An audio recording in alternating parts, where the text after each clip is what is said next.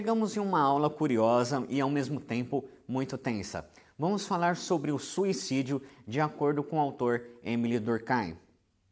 Para Durkheim, cada sociedade possui um contingente determinado de mortes voluntárias, e essa predisposição é passível de um estudo sociológico. Ainda para o autor, o suicídio é todo caso de morte resultado de ações positivas ou negativas executadas pela própria vítima. Uma vez que a disciplina de Homem em Sociedade está preocupada com o indivíduo e o seu comportamento dentro da sociedade, o suicídio passa a ser importante e objeto do nosso estudo. Já aprendemos que o homem é um ser social e que de alguma forma nos organizamos e nos relacionamos na intenção de preservarmos nossas vidas. No entanto, alguns indivíduos rompem essa lógica pondo fim à sua própria vida.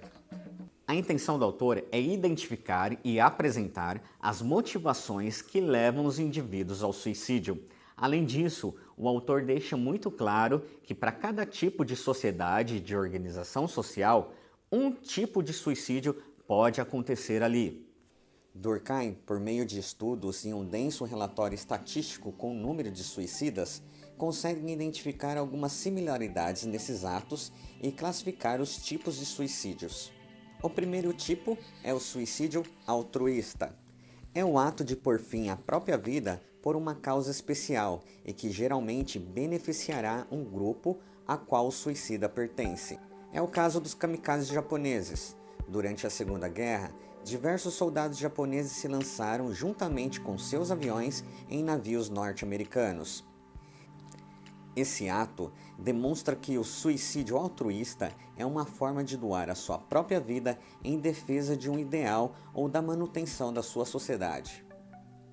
O suicídio egoísta está presente nas sociedades modernas e complexas, quando o indivíduo não está totalmente integrado à sociedade e não possui um sentimento de pertença. Por fim, a própria vida passa a ser um meio de pôr fim ao seu total desencantamento com a sociedade, já que o mesmo não vê mais sentido na vida. O suicídio anômico ocorre em momentos em que a sociedade está em caos, seja político ou econômico.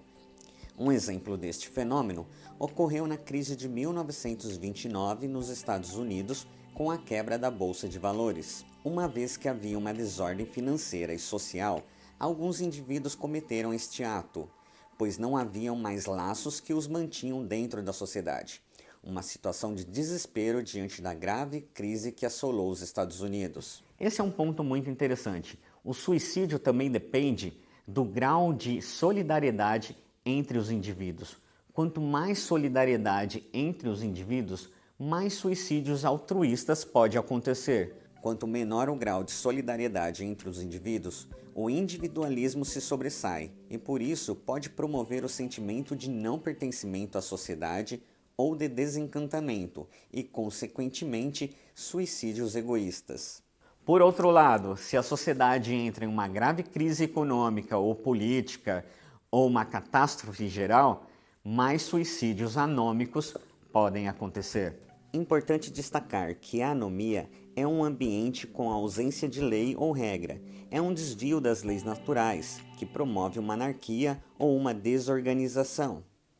De forma geral, na sociedade de hoje, o suicídio não é benéfico. Daí, tantas campanhas de prevenção ao suicídio e tanta informação para identificarmos as pessoas que podem sofrer desse fim.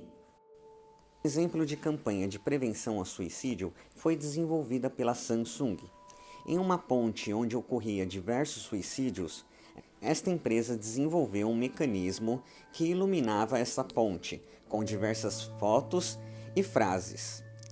Por exemplo, como você está, o que está incomodando você, basta ir ver a pessoa que você sente falta, os melhores dias da sua vida ainda estão por vir. A campanha teve sucesso e reduziu o número de suicídios no local. E assim termina nossa aula sobre esse assunto que por muitas vezes é um tabu para a sociedade, mas é um assunto que deve ser discutido em todos os lugares para que isso não ocorra com ninguém. Até breve!